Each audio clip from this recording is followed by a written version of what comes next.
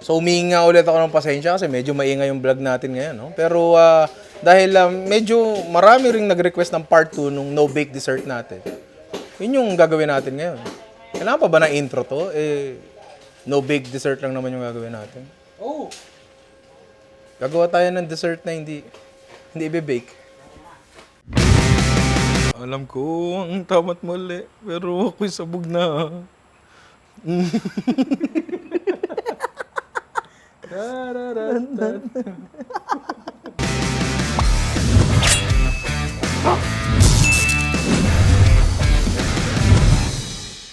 Siguro ang pinakamasarap na no-bake na dessert ng mga Pilipino ay yung leche flan kasi ini-steam lang naman yon. Pero alam nyo na yun basic na yun Pero gagawa tayo ng dessert na, well, para siyang leche flan. Well, technically leche flan siya pero may konting daya tayong gagawin. Pero gagawin natin siyang parang crispy leche flan. Kailangan natin, syempre, simula tayo dito. Maraming itlog. Kailangan natin ng 12 itlog and ang kailangan lang natin yung egg yolk. Una natin gagawin, pag-ihiwalay natin yung yolk sa puti. Pero, eto meron tip na natutunan ko sa school dati. Iyan, pakita mo to.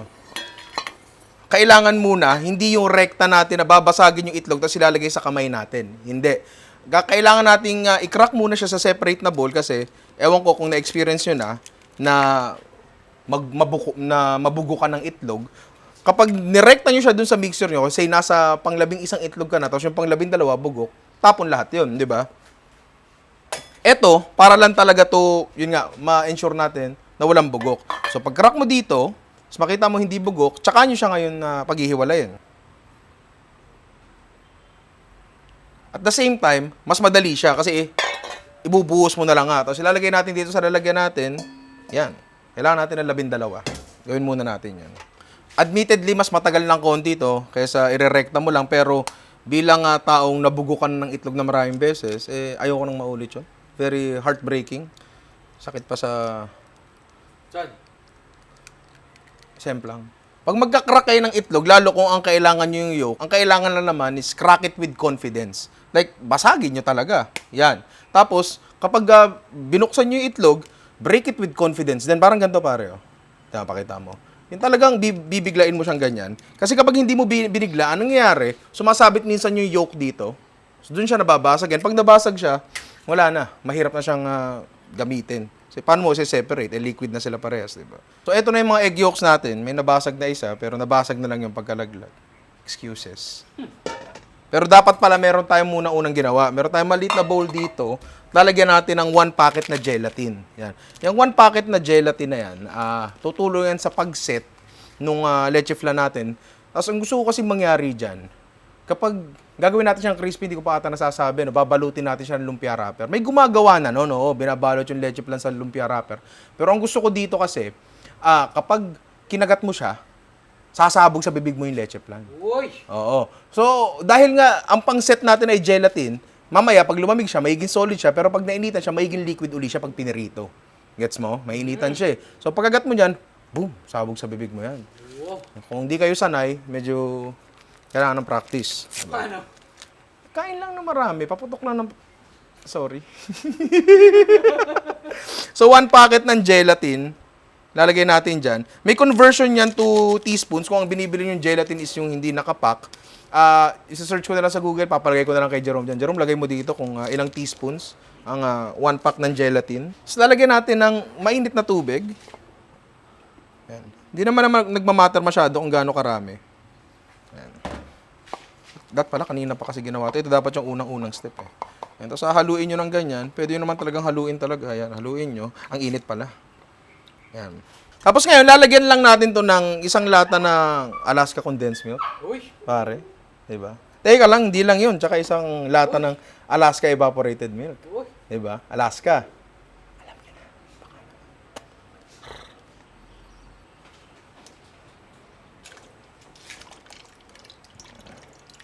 Parang ma'am, may I go out? Ganyan ka? Ipon na ipon? Puti rin. Tsaka medyo malapot-lapot din. Ang ina, pa-check mo na yan. Hindi, grade 2 pa ako nun Okay. Ngayon, solid na. Solid na. Powder. Tapos ngayon lalagay na natin yung gelatin natin. Yan, Lagyan na natin yan dyan. Hindi pa siya fully bloomed, pero okay lang yon. Siguro, I guess, maybe, I hope so. Tapos, iwiwis lang natin. Yan.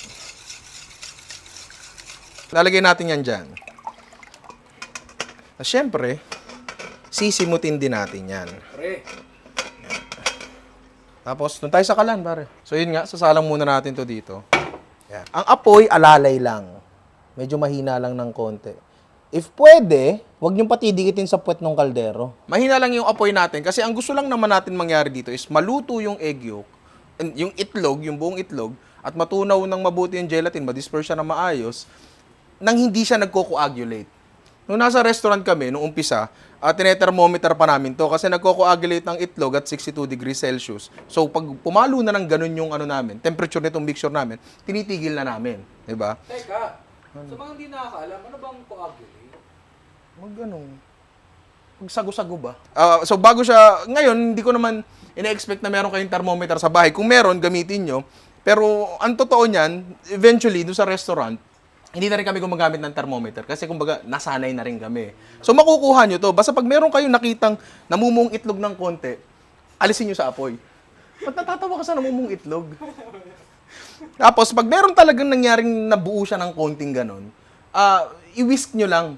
O pwede nyo padaanin sa salaan para madurog siya, di ba? Kasi ang itlog, yung flavor ng itlog talaga, naglalasa siyang pritong itlog pag nagsimula siyang mag-coagulate. Alam mo yun, ayaw natin ng leche lang lasang scrambled eggs. Tama ba yun? O, di ba? Yun. So, yun nga, dahan-dahan lang ang luto. And importante na ang gamit nyo ay rubber spatula. Para kapag may nabubuo, kinakahid nyo sa ilalim. Kahid lang kayo ng kahid sa ilalim. Yun ang pinakamahalaga dyan. Eventually nga, yung mga kusinero ko doon, hindi na gumagamit ng rubber spatula eh. Whisk na lang ginagamit nila kasi nasanay na rin talaga sila. Tapos pag gumawa kami nito, mga quadruple batch kasi maramihan talaga eh. Diba? Tapos kapag minsan, nai-scramble yung itlog, wala. Ulit yun, pare. Sayang yung itlog. Hindi ako nagagalit. Hindi ka nagagalit? Hindi ako nagagalit sa resto dati. Nasabihan ko lang sila, sabi ko, kunyari, pangalan ng kusinero, Ian. Oh. Ian? Mali yan. Oh. Hanap ka na ng ibang trabaho. Yan, kung mapapansin nyo, medyo lumalapot na agad siya. Yan mo yan. Lumalapot na agad siya and medyo, ayan, umuusok-usok na ng konti. Pagka ganyan, medyo mabilis na yan, ha. Check natin dito kung may coagulation na nangyari. Malamang to meron. Ayan, ayun, nakita nyo. Ayan, yan. Meron. Meron nangyari na konti. Ibig sabihin, naluluto na yung itlog nyo. So, dahan-dahan. Dahan-dahan lang talaga. Kung meron namang ma-form na coagulation, again, wala namang masyadong problema doon, di ba? Hindi naman kayo pagagalitan ng head chef nyo, eh. Okay lang yun. Bakit? Wala lang. Hindi ka pagagalitan. Sasabihin lang sa'yo na mali yung ginawa nyo, tapos siguro, print ka na resume mo. Print ka na ng bag. Oo, diba? Pero yun nga, chill lang. Okay lang yan. Pag may mga ganyan na buo, as long as hindi siya nagmukhang scrambled eggs ng buo, magiging masarap yan. Promise yan. Kuha lang tayo ng whisk at dudurugin natin yung mga nabuo. Ayan, para lang sure na wala masyadong buo-buo. Lalo dun sa gilid, ganyan. Okay. So at this point, pare, okay na to. Yan. Kung makikita nyo, umuusok-usok siya ng konti. So, hindi hilaw yung itlog na yan para sa mga taong takot sa hilaw na itlog. Oo. Hindi po siya hilaw. Bakit naratawa ka? Kahit anong lalagyan, actually, importante lang na malapad para lang mas mabilis siya lumamig. Yun lang yun. So, bubuhos na natin yan dyan. Yan. Tapos, ang gagawin na lang natin, ilalagay na lang natin sa ref yan, palalamigin natin, tapos mamaya, papalaman natin sa lumpia wrapper. Ito, susunod na dessert natin, mas madali ito, kumpara sa kanina, pero halos same lang din. Kasi, meron siyang gelatin din. Tapos mula tayo sa 1 pack ng gelatin, pare. Uy! Sa 1 pack ng gelatin natin, maglalagay tayo ng konting tubig lang ulit, tulad nung kanina. Again, para ma-bloom siya, para blooming. Alam mo, na-realize ko, pwede ko naman palang hindi gawin to kasi lulutuin natin yung eto na, dito na eh. Nagre-reklamo pa eh. Set aside natin yung gelatin, tapos meron tayo ditong tawag dyan. Saucepan, siguro. Maybe, I don't know, I'm not sure. Tapos meron tayo ditong 3 cream na syempre. Nestle yan. Nestle, kasi paborito ko talaga ito eh. Iniinom ko nga ito ng bata ko, kaya ako lumaking ganito eh. So, sinisisim pa yung Nestle. Hindi naman. Ang sinasabi ko, sobrang sarap niya lang talaga. Binoboto yung pa ng bata. Hindi, kutsara na agad. Hindi ako tinuruan magbote. Advance ako eh. Matindi magulang ko eh. Anak, huwag ka na magchupon. I-sterilize pa. So yun nga, lalagay lang natin yan dyan. Tapos next, maglalagay tayo ng roughly half cup na asukal o depende sa panlasa nyo. So, ako tatansyahin ko na lang. Tapos, next, lalagyan natin yung ano natin, diresolve natin na gelatin. Tapos, lulutuin lang natin to hanggang halos kumulo. Kasi, hindi natin pwedeng masyadong pakuluin yung cream. At least yung cream na ginamit natin dito. Kasi, may risk na ano siya, magbuo. Alam mo yun, parang ganon. Pero pag nagbuo naman siya, okay lang. Iwiwis nyo lang naman. Babalik din naman sa dati yun. Walang problema doon. Ngayon, kung etong magiging resulta nito, magiging masyadong creamy para sa inyo, palitan nyo yung ano, siguro, yung 1 cup ng all-purpose cream, palitan nyo ng gatas. Walang problema doon. Kung masyado pa rin creamy, palitan nyo pa yung isa ng gatas. Diba? Kung masyado pa rin creamy, gatas na lang talaga gamitin. Kung masyado pa rin creamy yun, gelatin na lang kayo na tubig. Tapos ang next step natin dyan, eto hindi nyo naman kailangan gawin talaga to. Pero makakatulong to para if ever man meron kayo nasunog na bits ng cream sa baba o kaya sa gilid, di ba? Tsaka yung mga bula-bula na yan, pakita mo pare. Ayaw natin ng bula-bula na yan. Matutulungan nyo matanggal pag sinala natin yung mixture. Uso lang. Pero kung hindi naman kayo pagagalitan ng head chef nyo, yaan nyo na. Head chef ako ng head chef ngayon kasi karamihan dito sa mga recipes na ginagawa natin ngayon. Ginagawa talaga namin sa resto dati. So, kukuha kayo ng pagsaserban nyo. Pwede kayo kumuha ng ramekin. Ako, eto napili ko. Yan. Mga baso. Ganda naman ng baso na yan. Magkano yan, boss? Mura lang yan. Gago. Tapos ilalagay yan. Basically, ilalagay na lang natin yan dyan. Nasabi ko na ba kung anong gagawin natin? Hindi ko pa ata nasabi. Gagawa tayo ng mango panakota. Actually, kahit anong panakota, pag lagyan mo ng topping sa taas yan, yun na siya. Ano ba yung sabihin ng panakota? Cream na may gelatin.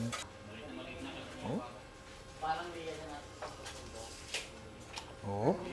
Yun ang wag niyong gagawin, yung magtutulo-tulo kasi mahirap linisin yan. Lilinisin lang natin yan bago natin palamigin kasi pag yan lumamig, teka lang, nahihilam ako sa sarili kong pawis. Yan. Pag yan lumamig, mahirap na linisin niya kasi, yun nga, gelatin na siya. Diba? So hanggat maaari, ngayon pa lang, malinis na. Tapos yun, i-rep na lang natin to, tapos lalagyan natin toppings mamaya, and yun, i-rep ko. Sige! Sige! Sige! Sige!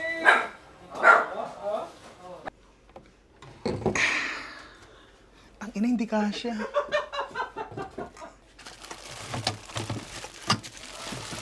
Yan, kasya na. Diba? Ano mo, pag organize talaga kayo, madali yung mga bagay-bagay. Ay, si organize ah. Ayan. Kaya palang kalat dito. Saan kalat? Walang kalat dyan. Wala ba? Walang kalat dyan. Wala ba? Walang kalat dyan. Tara, doon na tayo sa last dessert natin. Last na dessert na gagawin natin, gagawa tayo ng banoffee pie. Uy! Pare. Ano lang yun, madali lang din naman siya. Medyo marami lang components. Magsisimula tayo sa pakainan ni Luna. Lalagyan lang natin ng aluminum foil. Uy! Sa'yo rin to. Oh. Sa'yo rin to. Sorry. Actually, hindi naman to necessary. I mean, kaya ko lang talaga ginawa to para lang matanggal natin siya. Alam mo yun, sa lalagyan. Yun lang naman talaga yung purpose niya. Walang iba. Ang susunod natin, gagawa tayo ng crust. Meron tayo ditong durog na grahams. Diba? Tapos lalagyan lang, alam nyo na yan eh. I mean, kabisado yan. Lalagyan lang natin ng konting butter. Tapos haluin lang natin yan. Basang buhangin. Alam mo yun? I mean, hindi ko alam kung saan beach ba may grahams sa buhangin. Pero gets yun na yun. Kapag wet na siya, and ready to form, lalagay lang natin yan dyan. Tapos yun, gagawin lang natin siyang crust. Basically, alam nyo na siguro yan, di ba? Dadaliriin nyo. Bakit natatawa ka? Huwag ka naman pansinin pag natatawa ako. Hirap sa'yo, kaya nalilabel ako as ano, Ano? bastos. Hindi ba? Hindi, nilulugar ko. Wag okay na yan, i-ref natin to para mag-solidify and mag-proceed na tayo sa filling. Ngayon, gagawa tayo ng parang baking caramel lang. Para sa mga medyo nahihirapan mag-caramel tulad ko. Diba? Meron tayo ditong brown sugar, pare. Lalagay lang natin sa pan. Hindi talaga siya caramel, Baka isipin nyo na caramel siya. Mukhang magkukulay caramel siya because of the brown sugar. Pero hindi talaga siya caramel. Ano siya? Hindi ko alam eh. Walang tawag yan eh. So, lalagyan lang natin ng cream. Yan. And tapos lulutuin lang natin siya. Hanggang matunaw lang yung brown sugar.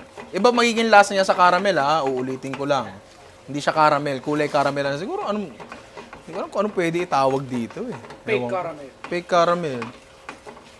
Parang pit taxi. Anyway, yun nga, lulutuin lang natin to hanggang matunaw. So, tunaw na yung mga asukal natin. Ayan, medyo nagbubuo-buo siya. Pero walang problema yung gagawa natin ng paraan yan. Gusto ko pang dagdagan ng konting cream. Ayan. Mamaya pakikinisin uli natin yan. Tapos lalagyan natin ng butter. Ayan. Rekta na natin dyan.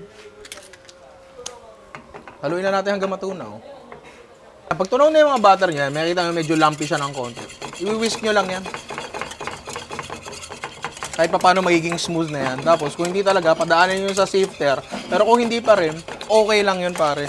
Wala masyadong problem doon. Meron lang pala akong gustong gawin para lang sure na maging maganda yung ano natin. Yung gagawin nating banoffee pie. Ito baka medyo weird sa inyo to. Pero naisip ko lang, maglagay tayo ng cornstarch and water mixture dito sa ating fake caramel. Para lang alam mo yun, mas may body siya ng konti, di ba? Ayan pare, akalain mo yun. Di ba? Ayun. Ano kaya tawag dito? Brown sugar sauce. Caramel substitute. Caramel substance. Fake caramel. So, eto na nga yung pinalamig natin na crust. Uy! Yan. Ready na siya. Ang gagawin natin ngayon is kukuha tayo ng saging, lakatan, na hinog. Kasi hiwain lang natin yun na parang barya. Parang barya. Medyo kapalan nyo ng konti. Kasi yung dulo, pangit kasi yan eh. Alam mo yun? So, tapon nyo na. So, ilalatag lang natin yan dyan. Yung flashing diretso sa gutter. Buhay talaga yan.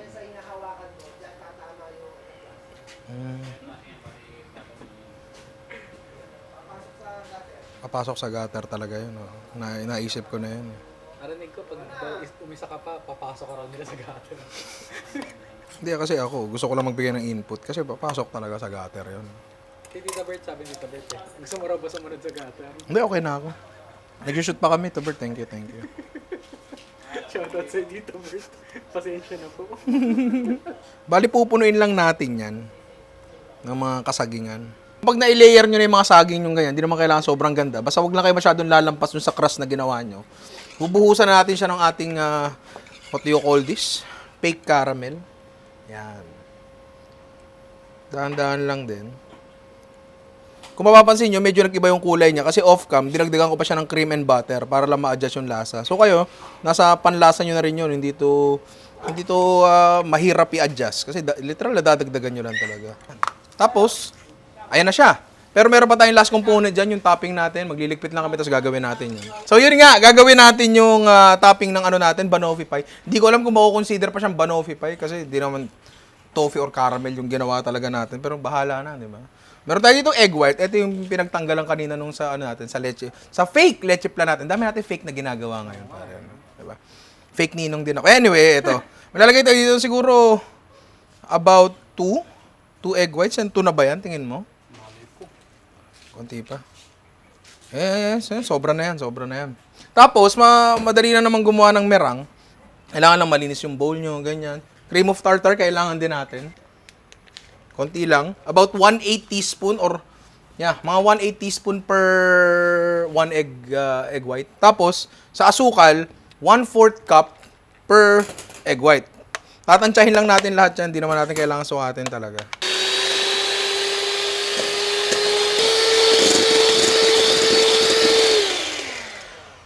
Yan, pag bubula na siya ng konting ganyan, kahit medyo soft picks pa siya, actually, pwede ilagay sa simula yan eh. Medyo mas madali lang talaga kapag kaganto. Pero bakit natin nilagyan ng cream of tartar? Para ma-denature yung proteins niya. Meaning, maiba yung, eto na lang.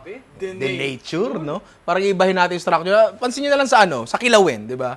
Pag nagkikilaw kayo, tapos ilagyan nyo ng suka yung karne, yung protina, nag-iiba siya ng di ba? Parang nagiging mas siya. Paano ko ba explain to? Basta nag-iiba yung texture niya. Basically, ganun din yung nangyayari dito kasi cream of tartar is powdered acid. Diba? Tapos yung tubig sa egg white, yun yung mag-aano sa kanya, magdi-dissolve sa kanya. So, wala tayo in-introduce na liquid, pero may in-introduce tayong acid. Parang gano'n. Pwede rin naman suka or lemon juice yan. Pero cream of tartar na lang, doon ako nasanay. Mura lang naman yan. So, pwede na tayo magdagdag ng asukal ngayon. Yan. Simula muna tayo dyan.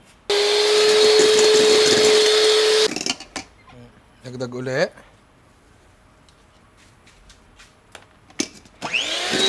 Pero anyway, ayan na, tayong-tayo na siya. Diba? Sabi nga ni Chef RB, dun sa pinanood na yung video sa kanya, pag tinaob mo to, hindi tataob sa'yo. Shoutout sa'yo, Chef RB, kaklase ko pala nung college yan. Welcome to Dairy Queen. Oh, di ba, pare? Di ba? Uy, di ba? So, yun nga, ilalagay na natin yun dito. Honestly speaking, parang mas magandang lagyan to ng topping mamaya na. Pero kasi, andito na eh. Lagyan na natin. Hindi natin kailangan artihan, kailangan lang i-ganyan nyo. Tapos, gilid-gilid nyo ng konti. Lagyan natin ng merang, baka di natin matanggal sa foil mamaya to. Pero okay lang, foil master ka naman. Yan, tapos pwede nyo pang artihan yan. Pero ako kasi, hindi ako marunong. Teka, baka mayroon tayong pwedeng ilagay dito. Baka pwede nating lagyan ng arte. Ewan ko, di ako marunong. Daiglo. Pare.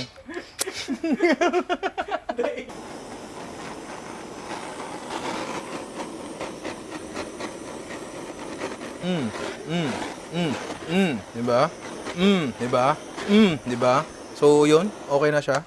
Palalamigin na lang natin to and kakain. Hindi, magbabaril pa tayo ng crispy leche plan, no? Oo. Sige, palamigin muna natin to. Mamaya na yun. So, eto na nga yung leche plan natin na medyo nag-set na, pare. Jiggly yan, parang Jigglypuff. Pero solid na siya. Diba? Hindi siya super solid talaga, pero enough na siya para maipalaman natin, diba? Yun lang naman ang gusto natin. So, meron tayong lumpia wrapper dito na medium. Actually, kahit anong lumpia wrapper ang piliin nyo. Na, ayan. Naghimay muna ako ng 2 piraso for demonstration purposes lang. So, meron tayong classic na pandikit natin dito. Alam nyo na yan. Pinaghalong harina lang yan tsaka tubig. Tapos wala pala akong kutsara, so kukuha muna ako. Kukuha tayo ng isang kutsara. Alisin muna natin yan. Kukuha tayo ng isang kutsara. Mga ganyan. Alam mo yun, yung mga ganyan. Lalagay natin dyan. Ganyan. Tapos i-atras nyo ganyan. Tama na yan. Turuan pala kayong mag-rolyo. Uy. Matagal na akong nagro-rolyo kasi, alam mo yun. Nang? Ito, leche plan. Kasi nga sa restaurant nga to, di ba? Ah. Yan. So, i-roll nyo yung ganyan, every step of the way, that medyo mahigpit ng konti, pero hindi siya puputok. Yan, yan. Tapos, roll nyo uli, yan, make sure na medyo masikip. Siksik pa pa. Yan. Sayang yan eh. Ayan. Oo. Yan. Magkano 1 gramo niyan, di ba? Kala ko ba nanonood tatay mo? Hindi. Magkano ba ganyan ang mahal-mahal ng paggawa ng leche plan eh? Tama. Tignan natin yan, pandikit. Yan. Tapos roll nyo natin. Oh, and that's it, pare. Meron na tayong naka-roll yung crispy leche plan. So, gagawin lang namin lahat yun sa mga leche plan namin, tsaka sa ibang bagay. Tapos, palagi ko malamig na yung mga pwede natin tikman, no? Oo, sindi na. Yung kalan. Yung kalan. Kasi magluluto na nga tayo. Siyempre. Sorry, judgmental ako. Nakahanda na yung mga namin, mga lumpia namin. Yan. At marami rin nag-aabang. Oo, marami na rin nag-aabang. Sabi nga dun ang dami nagsasabi sa comments, patikim ko naman daw sa iba. Kasi sinasabi ko lang daw na masarap yung luto ko kasi ako daw nagluto. Hindi papatikim natin sa kanila. Di ba? Okay, so ngayon, i-plating na muna natin yung iba. Bago natin tong leche plan natin. Simula tayo dito sa ating Janopi Pie. Sana lang talaga matanggal ka ng buo. Nako, Diyos ko. Ano ba naman ito? Diba? Diba, pare? Diba? Lupit mo dun ah. Mga hubaran na ganyan, okay talaga tayo. Ngayon, titingnan natin kung medyo nag-set ba yung natin, caramel natin. Fake caramel. Uy, okay. So, ang susunod na challenge dito, mga contestant, kailangan nating ilipat to ng buo. Uy, delicades yun. Naramdaman ko yun. Teka lang. Oh, shit! Tutagin mo. Uy, ayos ah. De. Wala, hindi nasira. Buo. Diba? Buo. Diba? Ayos ah. Diba? Ano yan? Ayun. Cut mo na, nakakahiya. Sa susunod na bibili kayo sa Facebook Market, linawin nyo kung anong bibili nyo. Kasi naghanap lang ako ng mint leaves. Mint plant yun dumating. Pero okay na rin siya, di ba? Sariwang-sariwa. Pero sa susunod, basa-basa rin. Hindi ako may kasalanan yan. Ako! Next is yung mga panakota natin. Uy. Yan. Nag-set na siya, pare, oh. Jigglypuff din yan, pare. Uy. Ngayon, etong panakota na to, good na to as is. Yan na yun, basically. Pag nilagyan mo siya ng mga kung ano-anong toppings, magiging blank panakota siya. For example, eto, meron kami dito sariwang mangga. Yan. Na binlender lang namin. Pag nilagay natin dito, pakita mo, iyan na ilalagay ko. Oh, biglang mango panakota na siya. Ah. 'Di ba? 'Di ba? Mango panakota na siya bigla. Siyempre, gagandahan pa natin 'yan. Lalagyan natin yung Saan? tarantado mint leaves. Oh, tayo. Fresh na fresh siya. Freshly picked from my garden. Plantito. Oo, so hugasan natin yan, di ba? Plantitong naman. Yan. So ilalagay natin yan dyan. Uy! Di ba? Ito yung nakikita ko yung ganito, 500. Di ba? Gago 700 yan pag sa akin mo binili. Oo. Tapos, may isa pa tayo ditong panakota, di ba? Ano ba pwede natin ilagay dyan? Chicken sauce. Ha? Chicken oil. Chicken oil, soy sauce, wag. Meron tayo dito natirang fake caramel, pare. Yan. Oh. In a matter of seconds, naging caramel panakota na siya. Ah! Diba, pare? Boom! Diba? Lupit, mahal na. Mahal na. Mahal na yan pag nalagyan ng mint leaves. Oo. Ngayon, wala na akong isa pang flavor. Wala na. So, ano pa pwedeng ilagay dyan? Garlic powder. Wala kasi yung ano dito eh. Parmesan cheese kaya? Kagaguhan kaya yun? Plain panakota na lang tayo. Plain na lang, pero pagagandahin lang natin yung taas niya kasi nag-form ng skin yung taas niya kasi mali ko yun. Kasi dapat talaga ang panakota, nakadikit yung ano sa kanya, plastic sa kanya para hindi siya mag-form ng skin. Kung makikita mo rito, pare, pakita mo yan. Meron siyang skin. Diba? So pag nilagyan mo ng cream yan, boom, wala na. Mga ano to eh, presyong ano to, 40 pesos. Gusto mo gawin kong 500 yan. Tinan mo to. Boom, 500 na, nakatagilid pa. 350 lang yan. Tatlong klaseng panakota. Teka lang pare, tinan mo to. Naluludod yung ano eh. 250 lang yan pagka ganyan. Teka, papalitan ko to Peke yung ano. Boom! 500! Oh. So, dalawa na ang successfully nating na plate. Successful yun yung banoffee Walang papalag doon. Ha? Wala. So, magpiprito na tayo ng ating crispy leche flan. Uy! Ba! Ganda ng buhok natin ngayon Ay, salamat pare, napansin mo. Ito kasi gamit ko. Kaya lang, hindi ko makakuha. Ayan. Ano yan? Lagi nasa bulsa mo lang yan. Siyempre pare, hindi mo alam kung kailan natin kailangan ng extra volume. Tapos, hindi pa nalalagkit kahit pagpawisan. Ako malagkit, yung buko hindi. Di ba pare? Density. Available sa Shopee at Mercury. Okay, so ngayon magluluto na natin ng crispy leche flan. Kaya naman rapper. Basta lulutuin na natin yung crispy leche flan natin. Basta rhymes. Minsan talaga may tatagas dyan, wala tayong magagawa doon kasi halos liquid pa rin yung binalot natin, di ba? Pero yung mga bagay na tatanggapin na lang natin na parte ng buhay. So far, parang wala naman ako nakikita tumatagas. Which is a very good sign, di ba? So pag nakuha nyo na yung ganyang browning, konti pa. Ayan, ito pare, tinan mo. Pare, tinan mo. Ayan, jumutok na. So sakto na yon, di ba? Ayan. Ayan. Plating. Ganyan lang naman yan. Ayos Ayos Sumobro. Pero pizza. Kulang ng isa. Tatlo ay dalawa. Hindi, ibig sabihin dyan, akin na yung isa. Ganon. Para pantay na. Meron tayong caramel dito. Peking caramel again. Optional lang naman to kasi matamis na yung feeling natin. Pero kung gusto nyo makuha yung leche flan vibes, kahit di naman talaga to caramel talaga, lagyan nyo. Yan. Sige, kalatan nyo. So, kukuha ka ngayon ng powdered sugar para takban mo yung mga pagkakamali mo. Oh, di ba? Hindi nakita. Lalagay natin somewhere. Oh, boom, 900. Di ba? Ayos ang turon mo Pagtikiman na nga tayo. So, panahon na para tumikim. Unahin na natin to. Kasi dito ako sure na may lasa eh. So, ang ating mango panakota, pare. Kung makikita mo, meron tayong mango at panakota. Hence the name, mango panakota. Di ba? Uy. Pare.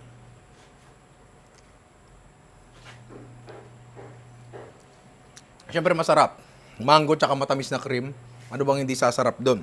Ngayon, etong nagawa ko, para sa akin, ito yung pinaka-okay na consistency niya.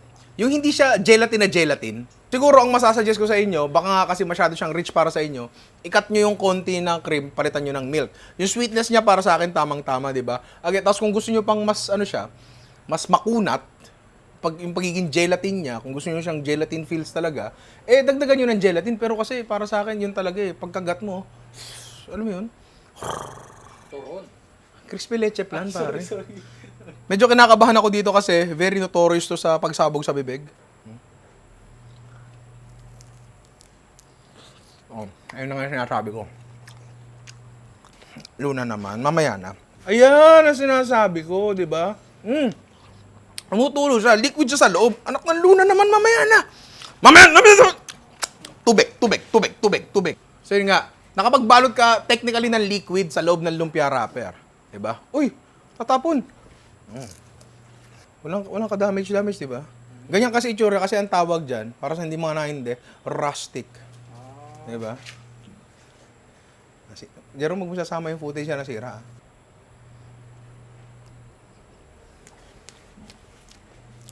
Surprisingly, hindi super tamis nung ano natin, nung fake caramel natin, di ba? Tapos syempre, bagay ang caramel sa banana, tapos yung merang, ang merang masarap naman basically sa kahit ano yun, kasi neutral yung ano niya eh, yung lasa niya. Kaya okay siya, ang dali lang din niyang gawin. Pero sana sa susunod, wag madudurog yun sa inyo. So ngayon, naturuan ko kayo ng bagong dessert, 3-way dessert na no-bake, di ba? Pero ang dahil kasi nagsasabi na ako lang daw tumitikim ng luto ko. So may mga patitikimin tayo dito, pare. Para naman makakuha tayo ng feedback mula sa mga taong hindi ako. Sinasabi ko daw na masarap yung luto ko kasi ako daw nagluto eh. Patikim natin sa iba, pare.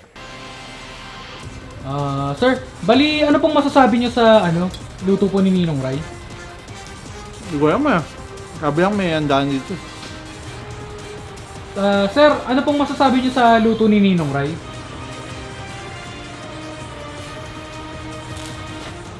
Boss, ano masasabi mo sa luto ni Ninong Rai? Okay naman. Boss, ano masasabi mo sa luto ni Ninong Rai? Sabi sa akin, sabihin matindi daw eh. Hindi naman.